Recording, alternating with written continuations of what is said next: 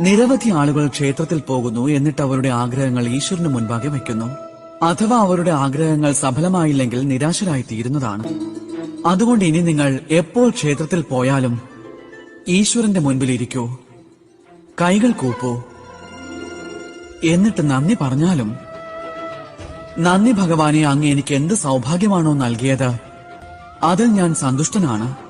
ഇനി എനിക്ക് മാർഗദർശനം നൽകിയാലും, എപ്രകാരമാണ് ഞാൻ എന്റെ കർമ്മങ്ങൾ കൊണ്ട്, സ്വയം എന്റെ കർമ്മം കൊണ്ട് ഞാൻ ആഗ്രഹിക്കുന്നതൊക്കെ എനിക്ക് പ്രാപ്തമാക്കാനാവുന്നത്? ഈശ്വരനോട് ആവശ്യങ്ങൾക്ക് വേണ്ടി മാത്രം പോയാൽ നമ്മൾ ഈശ്വരന് മുൻപിൽ തീരെ വില കുറഞ്ഞവരായി മാറുന്നതാണ്.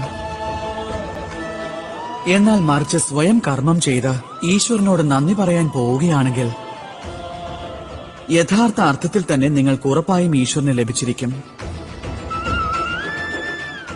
രാധേ രാധേ.